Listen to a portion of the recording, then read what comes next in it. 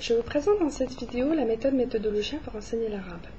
Avant de passer à la partie contenu de l'arabe, je voulais juste vous montrer un peu comment est-ce que je procède pour pouvoir enseigner l'arabe.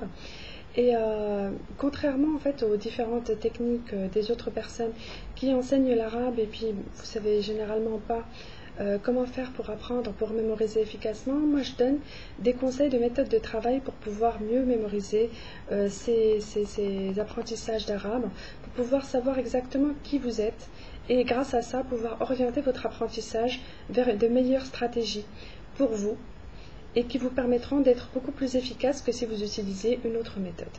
Donc voici brièvement la méthode que j'utilise pour pouvoir enseigner l'arabe. Alors elle se base sur plusieurs outils, je vous explique un peu le détail de chaque outil. Donc ça se base sur, à chaque fois que j'enseigne l'arabe, je dis il faut toujours apprendre une seule chose à la fois. Pourquoi? Parce qu'il ne faut pas du tout avoir des choses difficiles. Il faut toujours partir une seule chose à la fois. Donc moi quand j'enseigne l'arabe, j'enseigne d'abord l'écrit et à partir de là j'enseigne l'oral et puis le vocabulaire et compagnie. Donc une seule chose à la fois, j'enseigne d'abord les voyelles, après ça les consonnes et après ça le vocabulaire et la grammaire. Alors toujours partir également du connu parce que la mémoire est quelque chose qui est très difficile. C'est-à-dire que les gens, quand on leur donne dès le départ quelque chose qu'ils ne connaissent pas, ils stressent, ils ont peur, et la mémoire, elle va pas du tout capter quelque dont elle a peur. Donc toujours partir de ce qu'elle connaît. C'est-à-dire que personnellement, quand je donne un cours d'arabe et que je commence par les voyelles, je donne les voyelles et la personne les applique sur les consonnes en français. Ça permet de la rassurer et puis elle commence à apprendre sur quelque chose qu'elle connaît déjà, sur des bases qu'elle connaît déjà. Et de la même façon, j'enseigne les consonnes de la même manière. Toujours partir du connu, de ce qu'on connaît, c'est quelque chose qui est très très important. Quand j'enseigne également le vocabulaire, je pars toujours d'un vocabulaire que la personne connaît, donc des mots d'arabe que la personne, de par ce qu'elle entend tous les jours, peut connaître. J'utilise également les stratégies personnelles d'apprentissage. Les stratégies personnelles d'apprentissage, chacun de nous est différent et puis je pense qu'il faut vraiment respecter cette différence-là. Chacun de nous a sa propre façon d'apprendre, mais par contre il ne la connaît pas forcément, d'où le fait de le sensibiliser à cette façon-là. Et ça permet également un transfert des apprentissages. J'adore totalement ce terme-là parce que quand la personne prend des cours avec moi d'arabe, ça lui permet d'apprendre déjà des choses sur elle-même qu'elle va pouvoir appliquer à un autre apprentissage, peut-être dans son entreprise, peut-être dans sa vie privée, peut-être pour ses enfants également. Donc la personne va appliquer ces stratégies d'apprentissage, va se connaître elle-même et à partir de là va pouvoir transférer cet apprentissage-là à d'autres éléments, à d'autres apprentissages futurs. Alors les stratégies d'apprentissage, ce sont des stratégies personnelles que je vais vous donner au fur et à mesure de ces cours d'arabe-là. Ça va vous permettre de savoir comment mieux mémoriser, comment mieux comprendre, pourquoi est-ce que vous avez des difficultés avec tel aspect et pas tel autre. Et ce sont des stratégies qui sont très très utiles dans la vie quotidienne et dans la vie professionnelle également. Vous avez également, je vous donne également beaucoup de méthodes de travail. Je vous donne des astuces pour comprendre, pour appliquer l'arabe, pour mémoriser bien évidemment.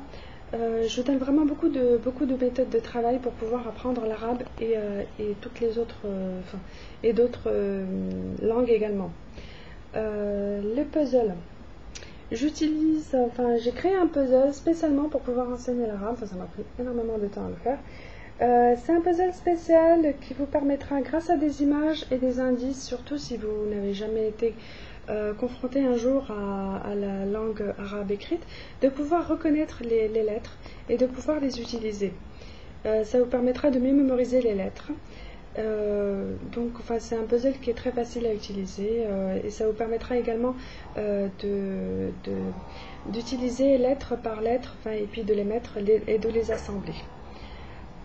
J'utilise également des outils complémentaires. Ces outils complémentaires, ça favorise également la mémorisation.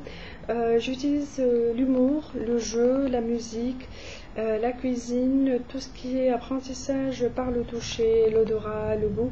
Enfin, tous ces éléments-là qui favorisent la mémorisation et qui permettent de mieux se souvenir de ce qu'on a appris. Et puis comme dernier élément, j'utilise beaucoup le fonctionnement de la mémoire parce que beaucoup de gens ne connaissent pas du tout comment fonctionne leur mémoire. D'où le fait de leur montrer un peu comment ça marche et de pouvoir réactiver ces connaissances au bon moment.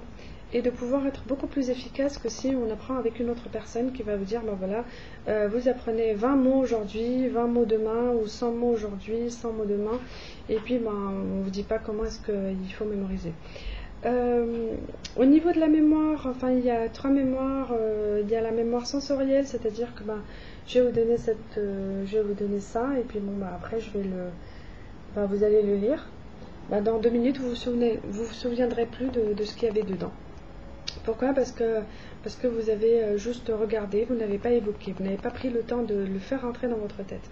Vous avez la mémoire à court terme, c'est-à-dire que ce que je suis en train de vous dire là tout de suite, là vous le comprenez, vous le mémorisez. Dans 10 minutes, un quart d'heure, vous ne vous souviendrez plus. Vous vous souviendrez uniquement peut-être des lignes principales de ce que j'ai dit, mais dans 2-3 jours, si jamais vous ne revoyez pas la vidéo, vous ne vous souviendrez plus de ce que j'ai dit.